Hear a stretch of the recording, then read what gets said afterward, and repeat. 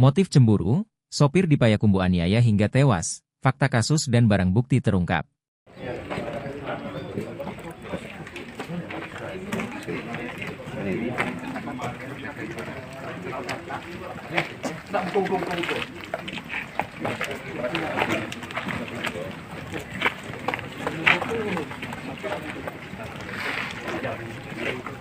Selamat sore rekan-rekan media yang hadir pada sore hari ini.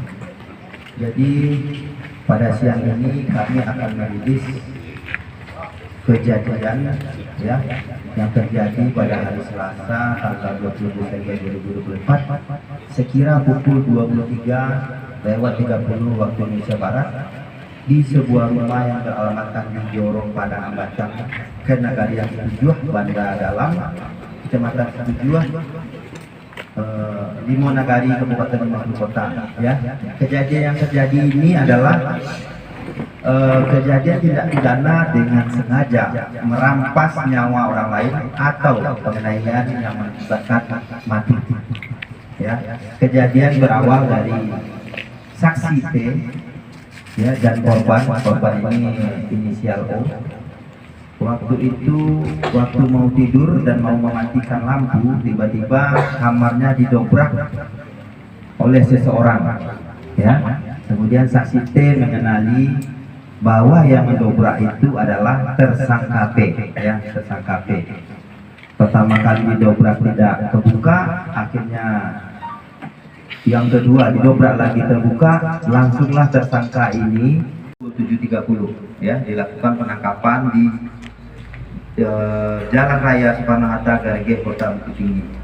Jadi kami tekankan setelah waktu 7,5 jam dari kejadian kita sudah berhasil mengamankan tersangka.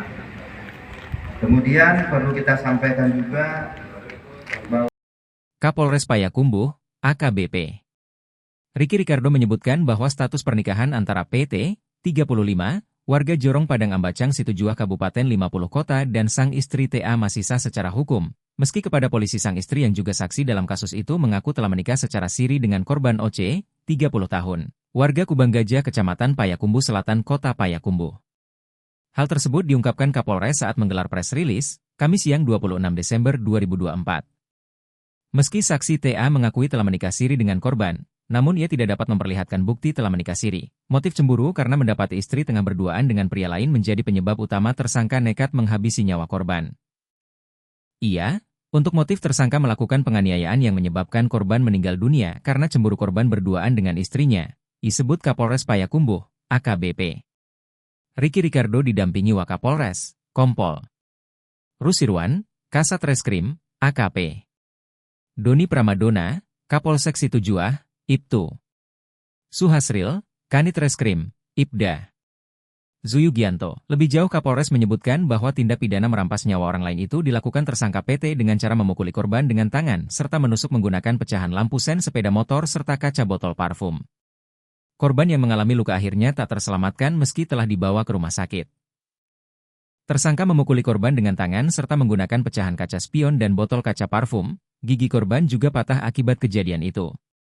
Meski dibawa ke rumah sakit, namun nyawa korban tak terselamatkan, ia meninggal sebelum sampai di rumah sakit, ditambah Kapolres. Perwira polisi dengan pangkat 2 mawar di Punda itu juga menjelaskan bahwa, tersangka PT yang berprofesi sebagai sopir itu pulang ke rumah lokasi kejadian setelah buron selama 8 bulan dalam kasus narkoba. Tersangka lama tak pulang karena DPO kasus narkoba. Saat pulang itulah ia mendapati istri di kamar dengan korban. Atas perbuatannya, tersangka diancam dengan pasal 338 KUHP dengan ancaman 15 tahun junto pasal 351 dengan ancaman 7 tahun. Tutup Kapolres, sementara Kasat Reskrim, AKP.